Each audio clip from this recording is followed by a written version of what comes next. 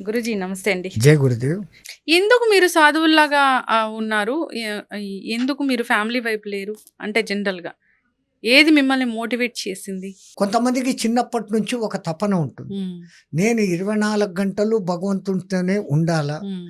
ఈ సంసార లంపటాలు పెట్టుకుంటే భార్య అంటాం, కొడుకు అంటాం, తర్వాత మనవడు అంటాం. హ్మ్. వాళ్ళకు సంపాదించేదానికి సంపాదనలు ఈ లంపటంలో పడకుండా హ్మ్. నేను 24 గంటలు భగవత్ చింతనలో ఉంటాను అన్నవాడు సన్యాసం తీసుకుంటాడు. హ్మ్. దాంట్లో కూడా పద్ధతి క్రమ సన్యాసం అనే వ్యవస్థ ఉంది. హ్మ్. క్రమ సన్యాసం అంటే ముందు బాల్యం అంతా గడిపావు, చదువుకున్నావు. హ్మ్. ఆ తర్వాత గురువు అనుమతితో పెళ్లి చేసుకున్నావు, పిల్లలను కొన్నావు, బాధ్యతలు తీర్చేసావు. హ్మ్. వాళ్ళను ఉద్యోగస్తులుగాను, ఆడపిల్లలైతే పెళ్లి చేసావు, పంపించేసావు. హ్మ్. వాళ్ళకు ఒక జీవిత మార్గం చూపించావు. హ్మ్. ఆ తర్వాత ధర్మపత్నిని అడుగుతావు, హ్మ్. నేను ఇట్లా పోతాను వస్తావా అని. హ్మ్. అక్కడ వానప్రస్థం, హ్మ్. భార్య అనుమతితో భార్యతో ఉండి చేయడం. హ్మ్. ఆ తర్వాత అది కూడా వదిలేసి సర్వసంగ పరిత్యాగం, సన్యాసం అనేది క్రమ పద్ధతి. హ్మ్. కొంతమందికి వాని అదృష్టమో వాని పూర్వజనమో పుణ్యమో ఏదో చెప్పలేం. ఈ ఉపాధి 2 ఏళ్ల వయసులో మా గురువు గారికి దొరికాను ఒక మేళాలో తప్పిపోయి. హ్మ్. ఇంకా నా బతుకంతా ఆయనతోనే నడిచినప్పుడు హ్మ్. నాకు ఈ సంసారము, జీవనము, ఆశలు, సంపాదన ఇది ఏం మాకు తెల్లే. హ్మ్. చదువుకున్నాం హ్మ్. కానీ స్కూల్ వరకే, మళ్ళా ఆశ్రమమే. హ్మ్. అది ఆశ్రమ జీవితం మాకు అలవాటైపోయింది. హ్మ్. అమ్మ ప్రేమ తెలీదు. అమ్మ ఎవరో తెలీదు, నాన్న ఎవరో తెలీదు, నా కులం ఏదో తెలీదు, నా భాష ఏదో తెలీదు. హ్మ్. ఆ మహానుభావుడు మా గురుగారు మహంత హిమాలయగిరిజీ మహారాజు, హ్మ్. ఆయన పుణ్యఫలాన నేను ఇప్పుడు ఈ స్థాయిలో ఉన్నాను. హ్మ్. ఇప్పుడు ఆ భోజనంలో ముందు అన్నపూర్ణ చెప్పినాం. హ్మ్. దాని తర్వాత హ్మ్. బ్రహ్మార్పణం, బ్రహ్మహవిః, బ్రహ్మాగ్నో బ్రహ్మణాహుతం, బ్రహ్మణైవ గంతవ్యం, బ్రహ్మకర్మ సమాధినం. హ్మ్. తింటున్నది బ్రహ్మము, తింటున్నవాడు బ్రహ్మము, తినబడుతున్నది బ్రహ్మము, హ్మ్. బ్రహ్మము బ్రహ్మంలో కలుస్తోంది అన్నటువంటి భావన. ఈ కూర బాగలేదే, ఇదేమో మాడింది ఆ. అనుకుంటా తింటే ఇనికి రోగాలు వస్తాయి. హ్మ్. ఎంత వీటి వెనకాల సైన్స్ ఉందమ్మా. హ్మ్. ఈ తింటున్న పదార్థం అంతా నాకు జ్ఞానాన్ని, భక్తిని ఇవ్వుగాక అనుకొని తింటాను. హ్మ్. రెండవది తింటున్నది బ్రహ్మం. హ్మ్.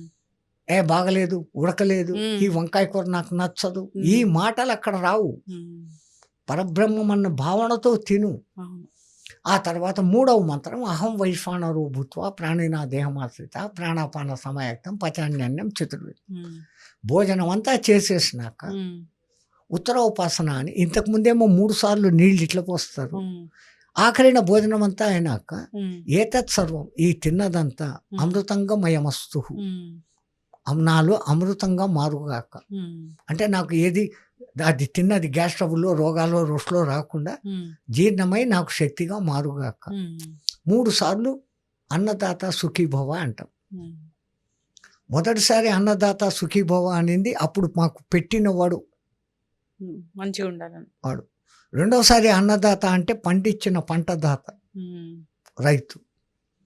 మూడోసారి అన్నదాత అంటే అన్నీ ఇచ్చిన పరమాత్మ. అయితే గురూజీ పెద్ద పెద్ద మొండి రోగాలు వస్తూ ఉంటాయి. అసలు తగ్గని జబ్బులు వస్తూ ఉంటాయి. మందులు లేని జబ్బులు వస్తుంటాయి. అది అది ఎందుకొస్తది గురూజీ? ఎందుకొస్తాయి ఇలాంటివి? మన భారతీయ ధర్మమే ఉండేది కర్మ సిద్ధాంతం మీద. హ్మ్. ఎప్పుడో చేసిన కర్మలు ఇప్పుడు రోగం మూలంగా మనల్ని పీడిస్తున్నాయి. హ్మ్. లేదు, ఈ జన్మలో మనం తప్పుడు ఆహారాలు తినడము, హ్మ్. తప్పుడు టయానికి నిద్రపోవాల్సిన టైంలో నిద్రపోక, హ్మ్. తినకూడని ఆహారాలు హ్మ్. తినడము తెలిసి, హ్మ్. ఇవి నాకు ఒళ్ళుకు పట్టదు అని తెలిసి కూడా హ్మ్. మొహమాటానికో గొప్పతనానికో హ్మ్. అలవాటు లేని తిండ్లు, మన తిండి కాని తిండ్లు హ్మ్. ఈ మధ్య వస్తున్నాయి కదా, ఏందో బర్గర్లు, కుక్కర్లు, బెగ్గర్లు అని. ఆ! అది బర్గర్‌లు అది ఎప్పుడో వచ్చాయి. ఇప్పుడైతే అన్ని ఫ్రూట్స్ గూడా విదేశాల నుంచి తెచ్చుకుంటున్నాము. అన్ని రకాల ఫ్రూట్సు.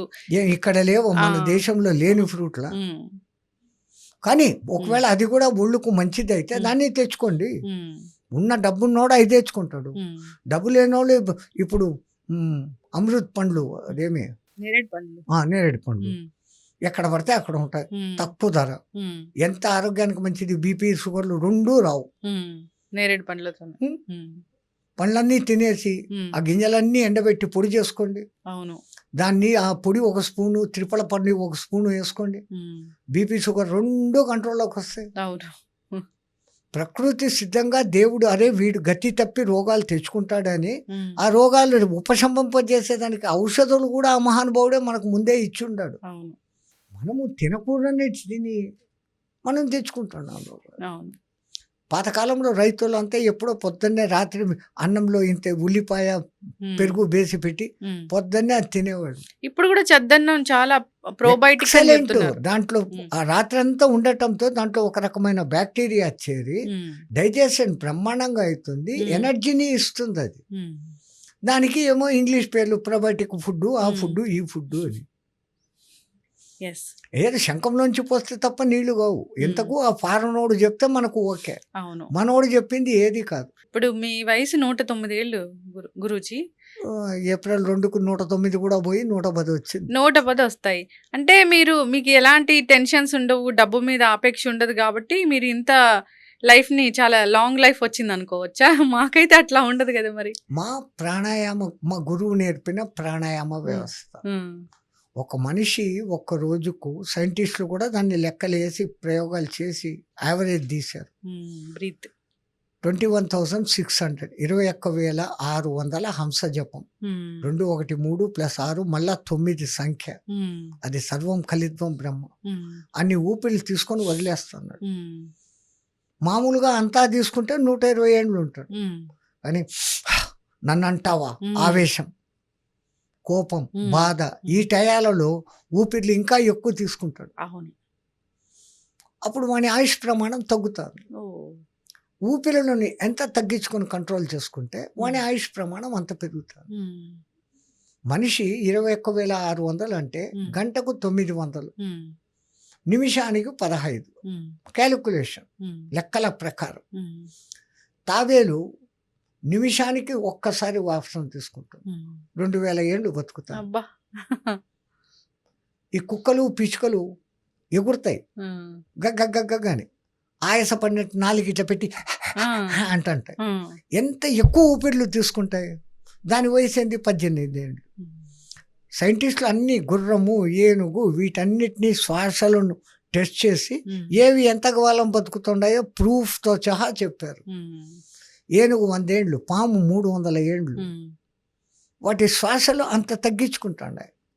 ఒక సాధకుడు కూడా తన శ్వాసలను తన నియంత్రణలో పెట్టుకొని నిమిషానికి కేవలం 1 ఊపిరో లేదా 2 నిమిషాలకు 1 ఊపిరో చేయగలిగిన స్థాయికి పోయినప్పుడు మహావతార్ బాబా లాంటి స్థాయి 5,000 ఏండ్లుగాను ఉన్నాడు ఆ మహానుభావుడు.